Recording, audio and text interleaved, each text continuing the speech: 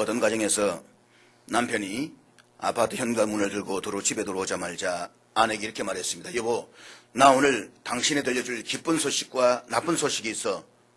그랬더니 아내가 무슨 소리예요? 뜬금없이 기쁜 소식은 또 뭐고 나쁜 소식은 뭐예요? 그래서 남편이 이야기합니다. 정말 기쁜 소식. 나 오늘 1억 5천만 원 벌었어. 그랬더니 남편이 이 이야기 하니까 정말요? 아니 어디서 그런 큰 돈이 생겼어요? 나쁜 소식은 또 뭐예요? 라고 했더니 남편이 한숨 쉬면서 이야기합니다. 나 오늘 직장에서 잘렸어. 퇴직금이야.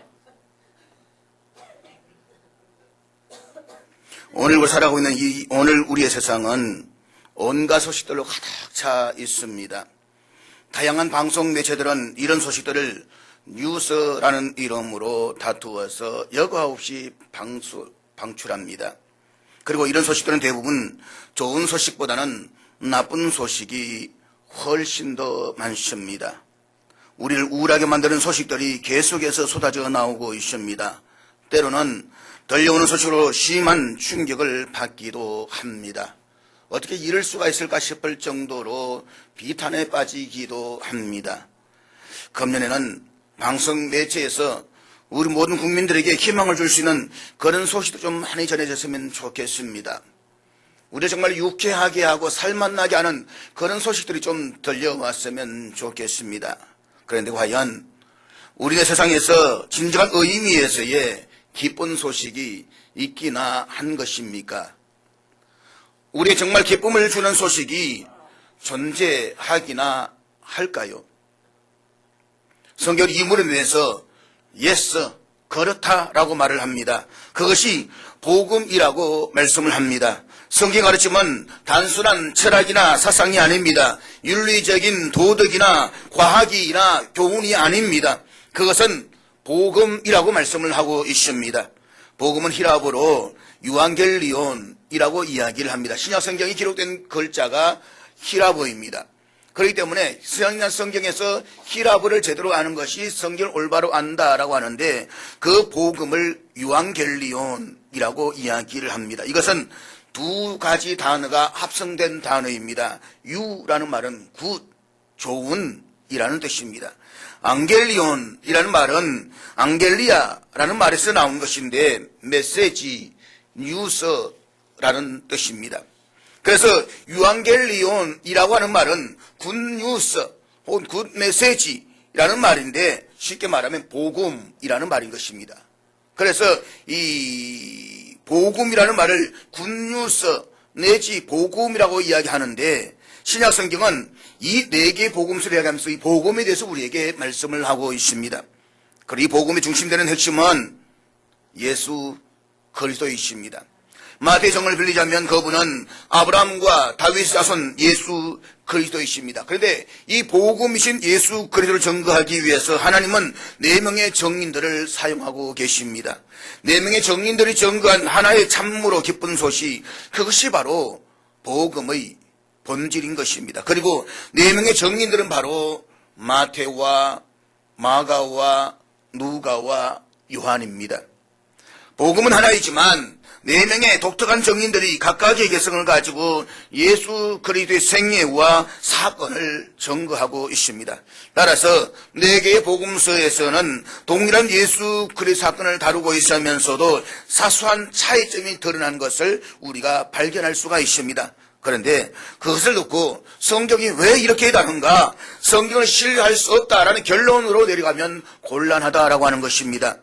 성경에서 이와 같은 차이점은 사건의 불확실성을 보여주는 것이 아니라 오히려 관점의 차이를 보여주고 있는 것입니다. 다시 말해서 4명의 증인이 예수님을 체험한 관점의 차이 때문이다라고 하는 것입니다. 가령 대선을 취재하고 보도하면서 조중동, 조선일보와 중앙일보, 동아일보의 기사와 또 한겨레 신문, 경향신문, 또 오마이뉴스의 기사가 상당히 차이가 있다는 것을 보게 됩니다. 그렇지만 그것이 이런 사건 그 자체를 부인하는 것은 아니라는 것입니다. 그 사건에 대한 해석이 전혀 다르다라고 하는 것입니다. 오히려 각각 다른 관점에서 기사를 읽으면서 우리는 보다 좀 더 조화로운 관점, 혹은 통합적인 관점을 가질 수가 있는 것입니다. 그렇다면 오늘 이 마태가 증언하고 있는 복음의 핵심은 무엇일까요? 첫째로 복음은 아브라함 언약의 성취로서의 축복입니다. 다시 말해서 아브라함과의 언약을 성취하시기 위한 축복이 복음이라고 하는 것입니다. 마태복음 1장은 예수 그리스도의 족보로 시작을 하고 있습니다. 그런데 그 족보의 시작은 바로 아브라함입니다. 오늘 1절을 다시 한번 보도록 하겠습니다. 1절 우리 다 같이 읽겠습니다. 시작. 자, 마태복음의 저자인 마태가 왜 이렇게 시작할까요? 마태복음은 본래 마태의 기자인 마태가 기록했는데 이 마태는 유대인입니다. 그런데 유대인인 마태가 유대인을 1차적인 선교 대상 수신자로 지목하면서 기록하고 있는 것이 이 마태복음이라고 하는 것입니다. 그래서 마태복음의 많은 부분이 유대인들이 이미 알고 있는 구약의 역사적 정문들을 배경으로 하고 있습니다.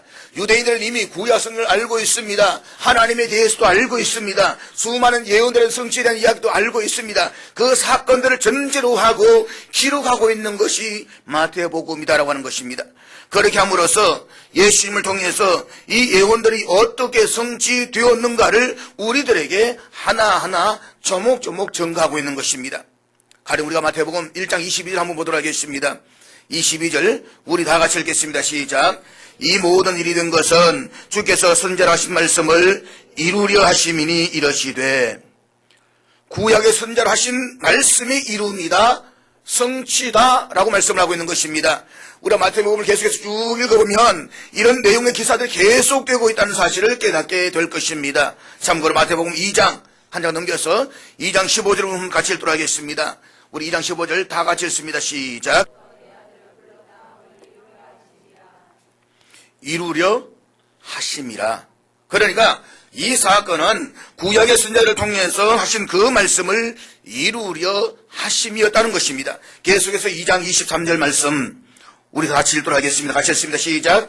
나사렛이라는 동네에 가서 사니 이는 선지자하신 말씀에 나사렛 사람이라 칭하리라 하심을 이루려 함이러라. 여기서 계속해서 반복되는 단어는 이루려 함이다 라고 하는 것입니다.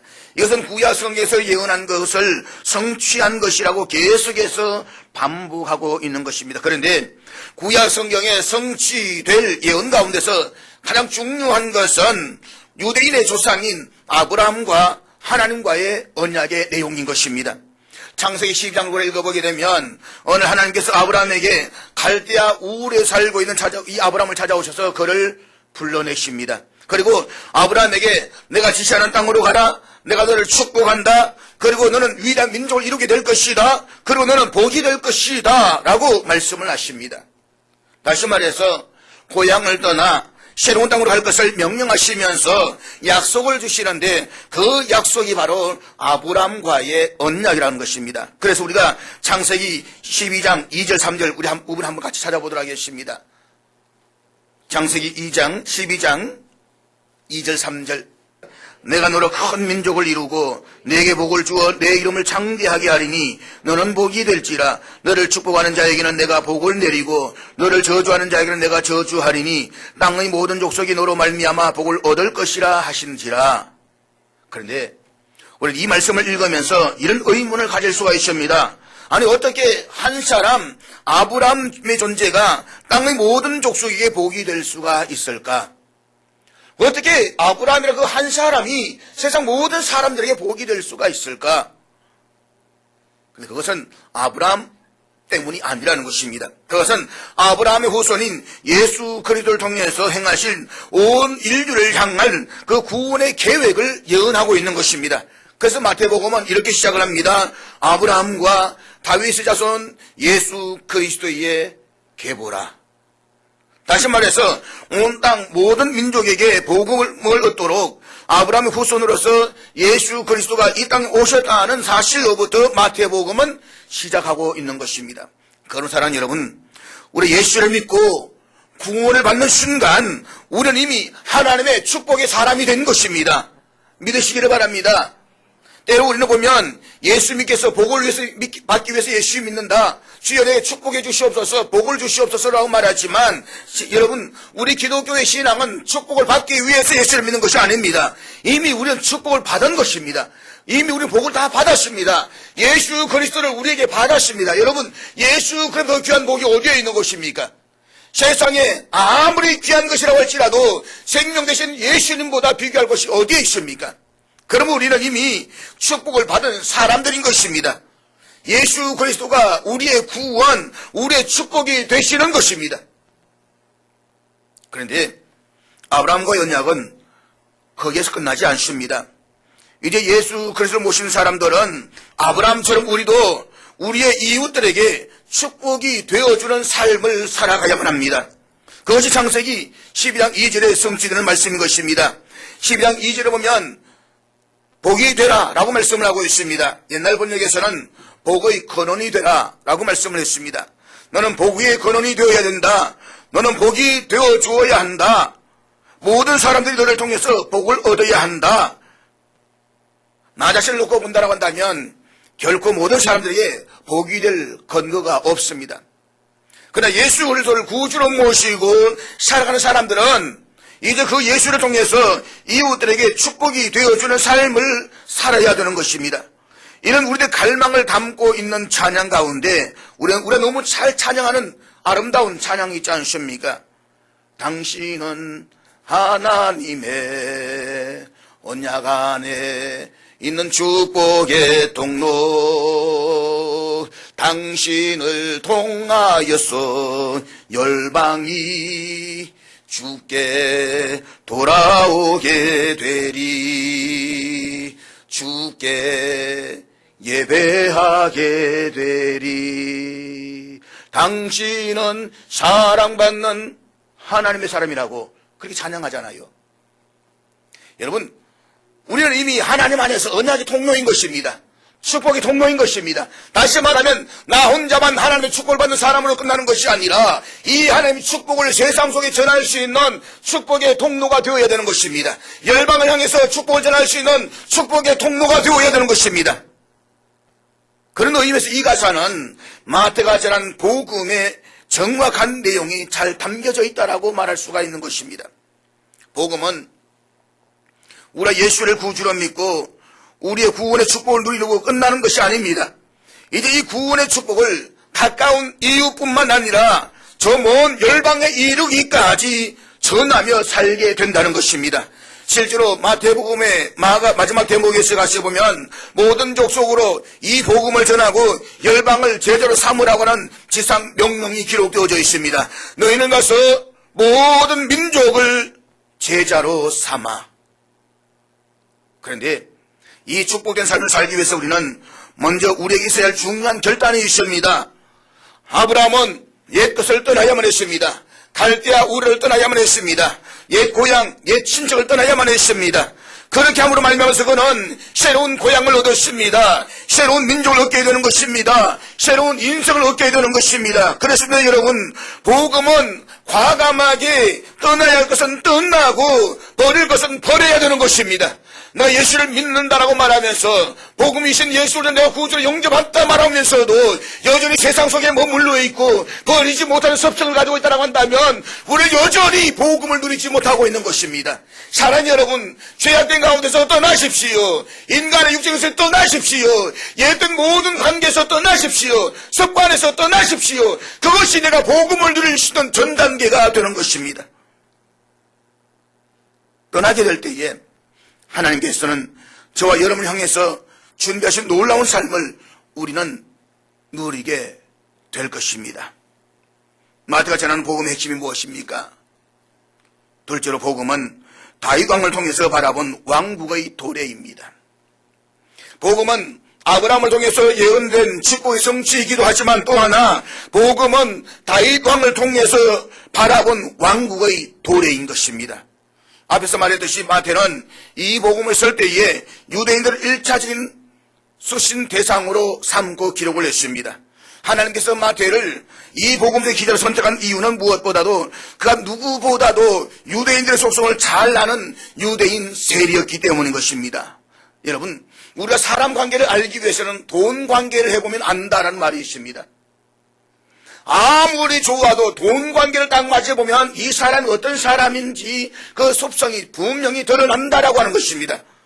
보십시오. 마태는 세리입니다. 그는 날마다 세관에서 유대인들을 상대하면서 세금을 걷는 일들을 했습니다. 그의 본명은 레위이고 마태는 하나님의 선물이라는 것으로 그 예수를 믿고 난 뒤에 예수님께서 그에게 붙여준 이름인 것입니다.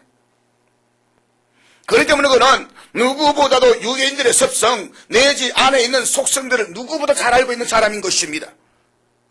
그는 예수를 믿고 정말 새로운 삶을 살기를 시작을 했습니다. 과거에는 유대인들에게 세금을 착취해서 로마를 기쁘게 하는 삶을 살았습니다. 그런데 그가 이제는 유대인들의 진정한 갈망을 대신해서 복음을 기록하고 있습니다. 그들은 로마에 짓눌려 있었습니다. 인간다운 삶을 살지를 못하고 있었습니다. 그들을 위해서 마태는 희망의 복음서를 기록하고 있습니다. 로마 제국에 눌려 살던 그들의 유일한 희망은 그들이 진정으로 존경하는 성군 다윗 왕의 시대를 다시 한번 살아보자는 것입니다. 그것이 당시 유대인들에게 가장 커다란 갈망이었습니다. 역사를 보게 되면 남유다와 북이스라엘이 하나가 되어서 통일된 가운데서 가장 강대한 나라로서 힘을 누렸던 나라가 다윗 왕의 시대였습니다. 물론 다윗 왕의 시대에서도 보게 되면 나름의 문제는 있었습니다. 그러나 이스라엘 역사 속에서 이스라엘 나라가 하나가 되고 하나님의 의와 평화가 가장 넘쳐났던 시대가 바로 다윗 왕이 통치하고 있던 그 시대였다라고 이스라엘 백성들을 믿고 있는 것입니다. 그래서 그들은 그 시대 다시 한번 찾아오기를 갈망하고 있습니다. 그 바람을 이어서 오늘날까지도 유대인들은 국가의 국기에 다윗의 별을 새겨놓고 있는 것입니다. 그런데 그 다윗 왕의 시대를 다시 열 사람이 누구인가? 다윗 왕의 시대는 계속해서 되풀이 되는 것이 아닙니다. 그것은 바로 메시아가 오심으로서인 것입니다. 메시아가 오심으로 우리가 사는 그 메시아가 오심으로 우리의 나라는 회복될 것이고 다윗 왕의 찬란했던 통치의 역사는 일어날 것이고 하나님의 의와 평화와 공의가 이루어지는 시대가 세워질 것이다. 그 시대를 이스라엘 백성들을 갈망하고 있었다라고 하는 것입니다. 그들은 그와 같은 다윗 왕의 시대가 메시아를 통해 다시 한번 실현될 것이라고 믿어왔습니다. 그런데 마태는 마태복음을 기록하면서 이렇게 선포하고 있습니다. 아브라함과 다윗의 자손 예수 그리스도의 계보라. 그러니까 너희 유대 민족들이 그토록 갈망하던 그 다윗 왕의 영광을 재현하기 위해서 다윗 왕의 후손으로 예수 그리스도가 오셨다라고 선포하고 있는 것입니다. 그래서 마태복음 2장 2절에 보게 되면 동방박사들이 메시아의 탄생을 알리는 별을 보고 이스라엘의 수도인 예루살렘을 찾아옵니다. 그리고 이렇게 묻습니다. 마태복음 2장 2절 우리 한번 같이 읽도록 하겠습니다. 마태복음 2장 2절 우리 다 같이 읽겠습니다. 오늘 이 마태는 동방박사가 입을 빌려가지고 진정 유대인들이 소망하며 갈망하며 기다려봤던 그 왕이 오셨다라고 선포하고 있습니다. 이후 예수 그리스도는 마태복음 13장을 통해서 그분이 가져오실 왕의 나라 하나님 나라의 본질을 제자들에게 길게 설명하고 있습니다. 그런데 여러분 왕이 하는 일 왕의 책임이 무엇입니까? 그것은 그의 백성들을 다스리는 일인 것입니다. 근데 저와 여러분의 인생을 살면서 우리가 가지고 있는 가장 큰 고민은 이런 질문인 것입니다. 누가 나를 다스리시는가? 누가 나를 다스리는가? 물론 우리 가운데 많은 사람들 가운데 보면 내가 나를 다스린다라고 할 것입니다. 고등학교 다닐 때 친구들 전도하다 보면 야 교회 가자 전도하다 보면 간혹보다 보면 야 예수를 믿느니 내 주먹을 믿어라 라고 하는 친구들이 종종 있었습니다. 그런데 그거 보면 그 친구 지금 거의 다 교회 나가고 있어요. 야, 니 왜 나가냐 그러니까 마누라 잘 만나가지고 교회 나가게 됐다라고 하더라고요. 마누라 잘 만난 것도 축복인 겁니다. 이날 좀 너무 비관하지 마세요.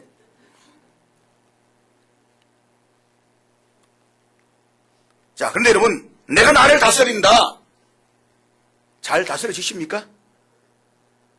잘 다스려지세요? 솔직하자 그죠? 스스로 자신의 인생이 잘 다스려지고 있느냐? 여러분, 왕의 문제는 이 다스림의 문제입니다. 왕국의 문제도 통치의 문제인 것입니다. 이런 이야기가 있습니다. 옛날 독일이 퍼르시아 제국으로 불리던 시절의 이야기입니다. 퍼르시아의 황제 한 사람이 어느 날 평민 복장을 하고 민정 시찰에 나섰습니다. 우리나라도 그런 때가 많이 있잖아요. 조선시대 보면 임금님이 평민 이 옷을 입고 백성들이 어떻게 사나 싶어서 민정 시찰을 나가는 일들이 꽤 있습니다. 그래서 이 황제가 시장을 거쳐가지고 어느 한 공원을 이래 지나가는데 보니까 그 공원에 우연히 노인 한 사람이 왔다 갔다 하면서 걷고 있는 겁니다. 그래서 노인을 만나서 이야기를 합니다. 노인은 뭘 하시는 분이십니까? 근데 이 노인의 대답이 아주 뜻밖입니다. 자, 왕이 물었습니다. 노인은 뭘 하시는 분이십니까? 그런데 그가 대답하기를, 나 말이요? 나 왕이요. 그래서 다시 이 황제가 이 사람에게 물었습니다. 아, 그러시군요. 실례지만 어느 나라를 다스리고 계십니까? 그러니 노인이 아주 의미심장하게 이야기하는 겁니다. 나는 나 자신의 왕국의 왕이요. 그래서 왕이 다시 묻습니다. 그래, 잘 다스려지십니까? 노인은 갑자기 풀이 죽은 음성으로 대답을 합니다. 그저 그렇지요 뭐. 왕은 이 노인에게 손을 내밀면서 악수를 청하면서 이렇게 말했다고 합니다. 나하고 똑같은 처지시군요. 그것이 우리의 인생입니다. 누가 나를 다스리는가? 그런데 오늘 본문에서 마태는 이렇게 선언하고 있는 것입니다. 예수 그리스도, 그가 바로 우리의 왕이시다. 그렇습니다. 예수 그리스도, 그분이 우리의 왕이십니다. 예수께서는 저와 여러분을 다스리시는 왕으로 오셨습니다. 중요한 그 왕 앞에 우리가 겸손하게 순종하며 다스림을 내놓는 것입니다. 마태가 전했던 복음은 이 땅 모든 지도자들에게, 또 로마의 압제 아래에서 세금만 빼앗기고 절망하고 있었던 그 당시의 백성들에게, 그리고 나 자신이 절망하고 있었던 사람들에게 이 복음을 전하고 있습니다. 예수가 왕이십니다. 그분이 메시아이십니다. 왕이신 메시아가 오셨습니다. 이것이 바로 마태가 전한 메시지였습니다. 그래서 마태복음의 사람들은 예수 앞에 나올 때마다 이렇게 외쳤습니다. 다윗 자손 예수여, 나를 불쌍히 여겨주소서. 다윗의 자손 예수여, 나를 도와주소서. 사람들은 이렇게 외쳤습니다. 그리고 그때마다 그들은 병에서 노임을 받았습니다. 귀신의 통치에서 해방되었습니다. 그래서 하나님의 진정한 통치를 경험하게 되는 것입니다. 하나님 다스리신 하나님의 백성이 되는 것입니다. 그 진정한 하나님의 영광을 누리게 되는 것입니다. 이것이 바로 마태가 전한 복음이었다는 사랑하는 여러분, 예수 그를 나의 왕으로 모십시오. 그리고 내 안에 모든 어둠의 그림자가 물러가기를 축복합니다. 내 안에 모든 슬픔의 좌절의 그림자가 물러나기를 축복합니다. 모든 질병이 고침받기를 축복합니다. 그리고 하나님의 영광을 누리십시오. 기억하십시오. 마태가 전한 복음의 본질은 예수 그리스도가 하늘나라의 기름 부음을 받은 왕으로 우리 가운데 오셔서, 오늘 저와 여러분 우리 가운데 오셔서 저와 여러분을 다스리시고 우리의 이제 통치하시는 참된 통치자 왕이 되신다는 것입니다. 그렇다면 여러분, 예수가 정말 우리의 왕이십니까? 정말 우리는 예수님의 통치를 받고 있습니까? 즐겁게 예수님의 통치 받기를 기뻐하고 있습니까? 요즘 여러분 대통령 보니까 참 없어요. 옛날에는 뭐 할래? 그러면 장군 아니면 대통령이었어요. 지나기나 다 장군 대통령 한다고 그랬어요. 요즘 대통령 하겠다는 사람 거의 없이 싶습니다. 아이들 가면 대통령 한다고 그러면 쟤 돌았나? 라고 한답니다. 왜냐 그러니까 워낙 짓밟히니까. 여러분, 대통령의 권위를 세워줘야 나라가 세워집니다. 가장의 권위가 세워져야 가정이 세워지는 것입니다. 가는 보면 가장의 권위를 짓밟는 사람이 있습니다. 무자막 짓밟는 가정치고 그 가정이 제대로 된 가정이 없습니다. 아무리 못난 가정이라도 그 가장을 세워주고 존경하고 세울 때에 그 가정은 건강한 가정이 되는 것입니다. 왕이신 예수, 그 예수를 내가 영접할 때에 우리의 삶에는 평화를 누릴 수가 있는 것입니다. 마태가 전한 복음의 핵심이 무엇입니까? 마지막으로 복음은 죄인들을 사용하시는 은혜의 통로입니다. 바로 그 은혜의 통로가 복음이라고 하는 것입니다. 마태복음 1장에 기록한 예수 그리스도의 족보의 중요한 특성 가운데 하나는 예수님의 육체적 조상들 중에서 정말로 말도 안 되는 그런 부류의 부끄러운 조상들까지 과감하게 노출하고 있다라고 하는 사실입니다. 어쩌면 그것은 마태복음을 쓴 기자 마태의 열등감과 무관하지 않아 보인다라고 생각을 합니다. 세리마태는 당시 유대인들이 정죄하는 대상이었습니다. 왜냐하면 세리는 자신의 유대 나라가 아니라 로마 정부를 위해서 일했던 사람들이었기 때문인 것입니다. 그들은 자기 동족인 유대인들을 착취해서 세금을 거두어서 로마 사람들 갖다가 바쳤습니다. 그런데 100원 갖다가 바치면 되는데 거기에다 1000원까지 뺏어가지고 착취를 했기 때문에 흡혈지 내지는 모든 욕을 다 써서 사용했던 것이 그 당시에 세리들이었습니다. 그래서 그에게는 민족 반역자라고 하는 불명예스러운 칭호가 항상 따라다녔습니다. 그는 자기 민족이 항상 열등감과 모멸감을 넘기고 살아왔습니다. 아무도 자기를 상대해 주지 않습니다. 유대인들 가운데 대부분의 사람들은 겉으로는 세금을 갖다 바치면서 속으로는 욕을 합니다. 왜요? 안 갖다 바치면 문제가 있기 때문에. 그러던 그를 메시아라고 불리시는 예수께서 날 자신에게 찾아오셔서 나를 따라오라고 제자로 받아주시고 그에게 세상에서 바꾸자고 파격적인 은혜를 베풀어 주시는 것입니다. 그냥 불러주시는 것마도 감사하는데 불러주실 뿐만 아니라 제자로 삼아주시고 나와 함께 이 세상을 한번 바꾸어 보자라고 말씀을 하시는 것입니다. 여러분, 이런 파격적인 은혜가 어디에 있습니까? 그는 세금 장부를 기록했던 그 손으로 붓을 들어서 예수님의 생애를 증거하는 복음서를 기록하면서 지금까지 유대인의 어느 역사가도 시주하지 않은 파격을 연출합니다. 메시아 예수의 족보를 기록하면서 마땅히 은퇴시켜야 할, 감추어야 할 인물들을 주체하지 않고 노출시키고 있는 것입니다. 그러나 그렇게 하는 것은 하나님께서 인간을 선택하시고 쓰시는 것은 사람들의 보편적인 시각, 보편적인 편견을 초월하고 계시다는 사실을 정문하기 위해서였던 것입니다. 보아라, 내가 세리였지 않느냐? 너희는 다 여기 있던 그 사람이었지 않느냐? 근데 그 나를 주님께서 불러주시고 사용하셨다. 이 놀라운 은혜를 증거하기 위해서 오늘 이 마태복음 1장을 기록하고 있다고 하는 것입니다.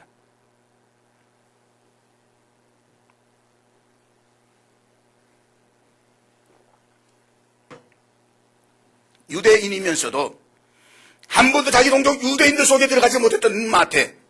그런데 예수라고 하는 분이 자기를 받아주십니다. 받아주실 뿐만 아니라 제자로 삼아주십니다.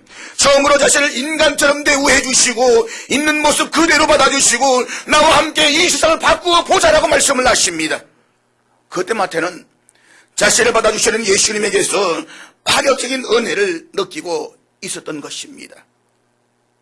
지금까지 마태는 세금 장부를 기록하고 있었던 사람이었습니다. 그러나 이제 그리스도의 제자가 되고 또 그분의 제자로서의 삶을 살아가면서 세금 장부를 기록하고 있던 그 손으로 이제는 예수님의 삶을 증언하는, 복음을 증언하는 문서를 기록하기 시작합니다. 그것이 바로 마태복음입니다. 그리고는 예수 그리스도의 족보 가운데서 마땅히 엄배시켜야 할 인물들을 과감하게 노출시키고 있습니다. 하나님께서 사람들을 쓰실 때 그분은 사람들의 보편적인 편견을 초월하신다. 마태는 이 증언을 꼭 하고 싶어 했을 것입니다. 여러분, 우리는 보십시오. 족보를 쓸 때 보면 조상들의 부끄러운 면을 기록하지 않습니다. 조상들의 반역자 가운데 이런 사람들 그 이름은 떼버립니다. 파버리잖아요. 우리는 좀 미화시킵니다. 우리나라 족보만큼 미화된 족보가 어디 있을까요? 아래서 태어나고 곰새말이 이야기부터 시작해서. 자, 그런데 여러분, 마태는 여기 족보에 절대로 등장하지 말아야 할 4명의 여성들을 등장시킵니다. 여성들의 이름은 아예 족보에 등장하지 않았던 그 당시의 관례를 깨뜨리고 4명의 여성들의 이름을 아주 당당하게 기록하고 있습니다. 그 4명의 여성들이 무엇입니까? 다말, 라합, 우리아의 아내. 참 대답하기 힘든다. 바세바 안 나와요, 여기는. 그냥 우리의 아내라고 했어요. 우리의 아내가 바세바잖아요. 그 다음에 누구예요? 루시잖아요. 하반기에 성경 퀴즈 대회 좀 하려고 계획해서 일어났습니다. 교회 요람 보시면서 성경 공부 좀 많이 하시길 바랍니다. 예. 자, 근데 보십시오. 이 여성들은 아브라함 안에 사레나 또 이삭 안에 리브와 같은 그런 성숙한 여인들이 아니었습니다. 다말이 누구입니까? 창세기 보면 다말은 자기의 시아버지를 성적으로 유혹했던 여인이었습니다. 세상에 이런 여인, 그런 다말의 이름을 당당하게 예수님의 족보에 기록해 놓았습니다. 라합은 또 어떻습니까? 라합은 기생, 장녀, 쉽게 말하면 매춘부였습니다. 그리고 우리 안에 바세바는 또 어떻습니까? 다윗 왕 생애에 유일한 스캔들을 일으키게 만들었던, 그래서 다윗 왕의 간음의 대상이었던 사람, 자기 남편을 죽게 만들었던 여인, 그 여인이 우리아의 아내 바세바였습니다. 그래도 그들 가운데 룻은 좀 그래도 좋습니다. 차원이 다르지 않습니까? 나름대로 그래도 아름답고 훌륭한 여인입니다. 그렇지만 이스라엘 조상이 되기에는 결정적인 불가 요소가 있습니다. 그게 무엇입니까? 이방 여인이라는 것입니다. 그것도 모압 여인입니다. 우리가 성경을 읽어보게 되면 모압과 암몬 족속은 영원히 유대 민족 속에 들어오지 못한다고 말하고 있습니다. 왜요? 이 룻에 속한 모압과 암몬 족속은 롯의 첫 딸과 둘째 딸에서 태어난 건지상으로 태어난 그런 아이이기 때문인 것입니다. 영원히 버림받은 민족, 저주받은 민족이라는 것입니다. 그리고 이어지는 구세주의 족보는 처녀 몸으로 잉태한 마리아가 등장합니다. 처녀 마리아가 잉태를 했습니다. 그 당시에는 말 그대로 동네 밖에 내줘서 돌로 쳐 죽여서 무덤 만들어야 할 여인입니다. 그래서 요셉이 당황을 합니다. 이 결정적인 순간에 마태는 다시 부설들어서 요셉을 찾아왔던 이 천사들의 메시지를 전합니다. 그것이 바로 오늘 본문 21절 말씀입니다. 우리 21절 말씀 같이 읽도록 하겠습니다. 다 같이 읽습니다. 이 여인을 통해서 태어날 그는 우리 모든 백성들을 구원할 자, 죄인들을 구원할 자, 메시아라고 하는 것입니다. 죄인이 구세주로 오신 예수 그리스도, 그분은 친히 죄인의 혈통을 타고 오셨습니다. 그리고 우리를 구원하셨습니다. 그리고 이 결정적인 역사적 사실을 통해서 마태는 그의 복음을 전하고 있습니다. 메시아를 이 땅에 보내시기 위해서 세상은 버린 죄인들을 하나님은 사용하셨다라고 하는 것입니다. 세상은 이들을 버렸지만 하나님 이들을 쓰셔서 하나님 위대한 구원의 역사의 한 주역이 되게 하셨다는 것입니다. 이 사실을 선포하고 있는 것입니다. 그러므로 마태의 복음은 죄인들을 사용하시는 은혜의 통로를 보여주고 있는 것입니다. 사랑하는 여러분, 우리가 바로 그 은혜의 통로인 것이 아닙니까? 우리가 뭘 잘났습니까? 세상 사람 내놓고 뭐가 덜 잘났습니까? 어쩌면 세상 사람 잘난 것이 하나도 없는 것이 우리들이지 않습니까? 그렇지만 하나님께서는 그리스도의 의로 말미암아서 우리를 자녀 삼아 주셨습니다. 그리스도의 의로 말미암아서 복이 되게 있었습니다. 어떻게요? 하나님의 은혜로 말입니다. 파격적인 은혜로. 여러분, 은혜의 의미가 무엇입니까? 은혜는 자격이 없는 사람들에게 그저 베푸시는 하나님의 일방적인 사랑입니다. 도저히 받을 수 없는 그런 사람, 도저히 자격이 없는 사람, 아무리 찾아봐도 흔적이 없는 사람, 그럼에도 불구하고 내가 너를 사랑하노라고, 내가 너를 사랑한다고 말씀하시며 베푸시는 그 은혜가 바로 우리를 향하신 하나님의 사랑인 것입니다. 18세기 중엽에 영국의 한 노예 상인이 있었습니다. 그는 서부 아프리카를 오가면서 흑인들을 붙잡아다가 노예를 팔면 이 노예 무역을 하다가 어느 날 배가 깨어지면서 난파 위기에 봉착하게 됩니다. 그 절대절명의 위기 순간에 그는 자신의 인생에서 처음으로 하나님 앞에 기도하기 시작합니다. 하나님, 저를 살려주세요. 기적적으로 살아났습니다. 그때부터 그는 성경을 읽기 시작합니다. 성경을 읽으면서 그가 깨달은 것은 그가 노예를 부리는 사람이었지만 실상은 자기가 노예였다는 것입니다. 죄에 끌려다니고 하지 말아야 할 일을 하고 그래서 자신은 죄의 노예였다는 것입니다. 의지의 노예였다는 것입니다. 그런데 그런 자신을 죄에서 구원하시기 위해서 예수께서 오셨다. 그분만이 나를 용서하실 수가 있다. 자유를 주신다. 이 놀라운 복음의 진리를 깨닫고 그는 이제 신학을 공부하고 복음 전도자의 길에 헌신합니다. 영국 올리에 있는 그의 묘비에는 다음과 같은 고백이 새겨져 있습니다.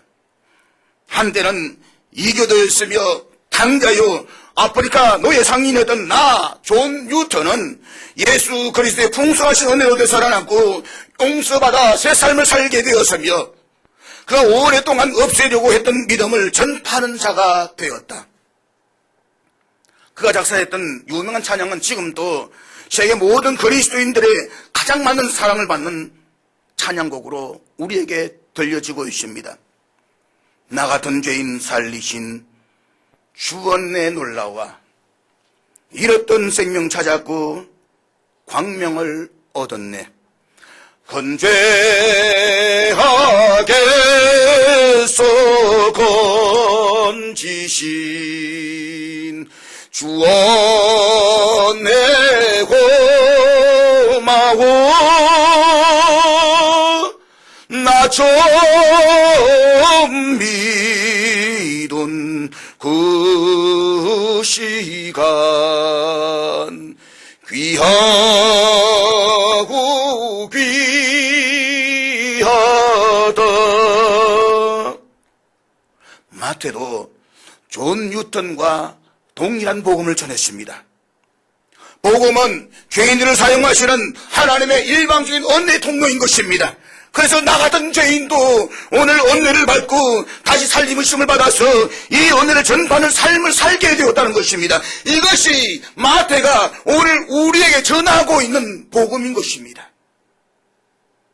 마태가 그리고 존 뉴턴이 이처럼 하나님의 은혜를 받아서 하나님의 복음을 전하는 귀한 그릇으로 쓰임을 받을 수가 있었다고 하는 사랑 여러분, 오늘 저와 여러분도 남은 생애를 정말 하나님의 은혜를 이번 그대로 은혜의 통로로 축복의 통로로 오직 복음을 전하면서 살아가지 않으시겠습니까? 사랑하는 여러분, 기억하십시오. 우리가 전해야 할 참으로 좋은 소식, 사랑하는 내 가족과 내 이웃 그리고 온 세상이 반드시 들어야 할 좋은 소식, 그것은 바로 예수 그리스도의 복음입니다. 기도하겠습니다.